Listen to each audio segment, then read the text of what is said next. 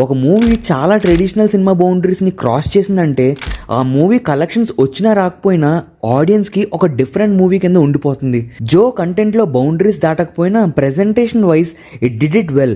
Hero ఒక personality కాదు, heroine నార్మల్గా ఉంటుంది. ఫ్రెండ్స్ మనలో ఉండే గ్యాంగ్ లానే ఉంటారు. But these did magic on screen. ఏమై చేసావే మలయాళం హృదయం జానర్లో ఉండి కాస్త రాజారాణి ఎసెన్స్ కూడా ఉంటుంది. సినిమాటోగ్రఫీ చాలా బాగుంది ఈ మూవీది. రాత్రి అయితే ఫ్రెండ్స్ తాగడానికి వస్తే అదే ఫ్రెండ్ మార్నింగ్ తాగితే తిట్టేలా ఉంచారు. ఫ్రెండ్స్ ఒక పర్సన్ కి హైస్ అండ్ లోస్ లో ఎలా ఉంటారో చాలా బాగా చూపించారు ఈ మూవీలో. మూవీ ఫస్ట్ క్యాస్ట్ ని డైజెస్ట్ చేసుకోవడానికి ఒక 5 minutes అయితే పడుతుంది.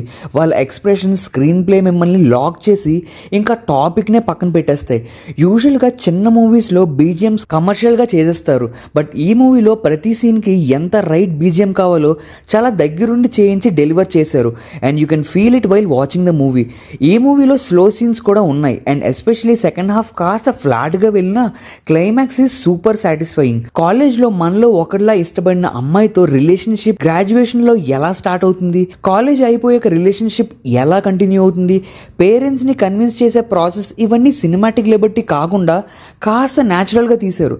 And it impress you a lot. Second half కాస్త రాజారాణి స్టైల్లో ఉండి సినిమాటిక్ లిబర్టీ తీసుకున్నా జో క్యారెక్టర్ అలానే ఉండి మంచి ఎండ్ ఇచ్చేస్తారు. ఒక ప్రేమం, హృదయం లాంటి సినిమాలు చూసి రిలేట్ అయ్యి మంచి హైలోకి వెళ్దామంటే జో is an outstanding movie to give you that kick. ఈ రోజు ఈ మూవీని హాట్స్టార్ లో చూసేయండి. ఈ రివ్యూ నచ్చితే లైక్ చేయండి. మరిన్ని ఫిల్మీ కంటెంట్ కోసం సబ్స్క్రైబ్ అవ్వడం మర్చిపోకండి.